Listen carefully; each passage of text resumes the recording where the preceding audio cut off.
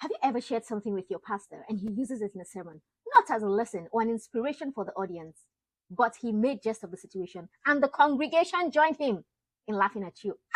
Go grab a chair, let me tell you all about it. So, I had shared with him something that happened with me years ago, just as a backstory to where I was in my relationship and all that type stuff. Let me share the story with you.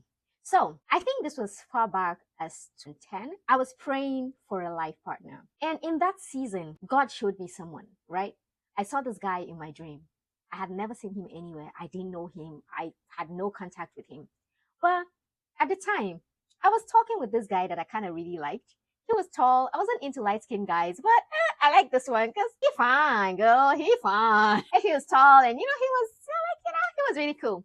And so while I was praying to God for a life partner, I actually was saying, God, you said you will grant me the desires of my heart. This guy's the desire of my heart. And I want him. This is the man for me, And I saw this other guy. Very dark, like very dark. Nothing wrong with being a dark guy. But because of my preference at the time and because of what I was looking forward to, it was just contrary to what I was asking for. And guess what? The second day I went to sleep, I had the exact same dream. I saw the same guy. And I was like, what's going on here? God, I was praying for this other person who I'm not going to mention his name. And I'm seeing this person I don't even know. I don't even like. I'm not attracted to him. God, you said the desires of my heart. I want the desire of my heart. This is the desire of my heart. And so I went to prayer that day. I met this pastor, not the pastor who told the story, but this was my first pastor, my first true pastor when I, knew God for myself. And I went to him and I was like, I had this dream twice. What could it possibly mean? And he said to me, 2 is a number of confirmation. If God showed it to you twice, it means it will surely happen. Mogbe. Yeah. No, not this person. Okay, at least someone else, I don't like this person. He didn't look fine like that to me at the time. That period, we were having the 21 days prayer and fasting that typically happens at the beginning of the year. So this day, I go to prayer. And guess what? This guy shows up. I've seen this guy before, or so I thought. I recognized this face. I've seen him somewhere. And bingo! I realized it was the guy in my dream. Like, what? You know what I did? Because I didn't want to give no room for communication. I didn't want him to even, I didn't even want him to say hi to me. So while prayer was going on, I made a mental note to leave immediately prayer was over. When prayer was over, the girl standing next to me, I asked her, do you know who that person is? And she said, oh yeah, he's a pastor. His name is XYZ. He came from ABC and he probably is just here for a short period of time. And I was like, thank you very much. This is all the information I need. Immediately, I disappeared because I didn't want to give any room for, hello, my name is, no, please don't make me, I don't want to meet. When you're intentionally trying to sabotage God's plan. Yes, that was my goal. I went home. Guess what happened? Immediately I got home. After a while, my phone rang. I picked up the phone and I was like, hello, who's this? Guess who was calling? The guy I was running away from.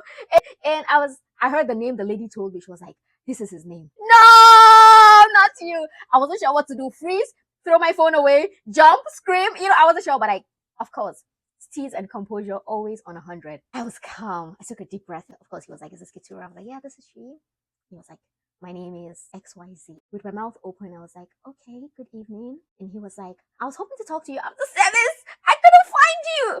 I was like, yeah, I had to leave early. I had things I needed to do. And then brother started interrogating me. What's your full name? What's your father's name? Where are you from? And then guess what? We found out that we're from the same village, the same town. And then for a second, he thought we were related. And he was like, would you come to prayer tomorrow? And I was like, I'm not really sure, because in my mind, I made a mental note. Since she said he was just here for a short period, I made a mental note that I was not showing up for the next 1 week until this brother goes back to wherever he's coming from, because I don't even want to be friends, And then I was like, well, he already has my number. There's no hiding, for me. So I was like, yeah, sure. I think I'll try to be there. And then he asked if I could go see his dad with him so we could ask his dad questions. By the second time I was meeting this guy, I'd already gone to see his father, and then his dad asked me certain questions. And then he said, no, we are not related, and all that. Okay, let's leave that story aside and come back to the story that led to me being embarrassed in the whole church. So I tell my pastor about it. I was like, this happened to me at some point, and I believed, it was something God was trying to tell me. Either one of us, God doesn't force his will on you. If God says this is what he wants you to do, what he expects of you, he's not going to force it on you. You have a free will to walk in alignment with what he wants for you, and you have a free will to walk in another direction. So I believe that either one of us, just went out of that and it just didn't happen, right? So I was telling him about it, and I know I remember he chuckled when I told him, 2 is a number of confirmation. I saw the guy in my dream and I believed that probably this was the person God was leading me to. I don't even remember ever telling the guy about it because I didn't want to influence anything, right?